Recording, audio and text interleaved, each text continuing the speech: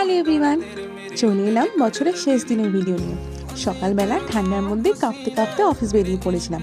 যদিও অফিস যাওয়ার আমার একটুও ইচ্ছা ছিল না, কিন্তু যেতে তো হবেই, তাই না? ঠান্ডার মধ্যে কাঁপতে কাঁপতে অফিস চলে গেছি। রাস্তা পুরো ফাঁকা, বাসও সেরকম ফাঁকা ছিল, কারণ বেশিরভাগ লোকেরই তো ছুটি। কোথায় বছরের শেষ দিন মানুষ ঘুরে বেড়াবে, পিকনিক করবে তা না, অফিসে আসতেই হবে। অফিসে কাজের প্রেশার, ছুটি দেওয়া যাবে না। আর এই হচ্ছে আমাদের ক্যাফেটেরিয়ার ভূত মার্কা সানটা, যার চোখগুলো সাদা সাদা। সকালে ব্রেকফাস্টে ছিল এই নিমকি বিস্কিট আর দুটো কেক। এইভাবেই কখন বাড়ি যাব করতে করতেই দুপুর গড়িয়ে এলো, আর লাঞ্চের সময় হয়ে গেল। লাঞ্চে ছিল চিকেন, ভাত আর স্যালাড।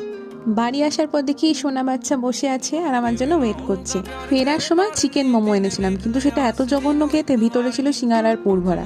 রাত্রেবেলা মা বানালো নানপুরি আর ছোলার ডাল। শেষ পাতে ছিল ফিরনি। তো বছরের শেষ দিনটা এইভাবেই কাটলো।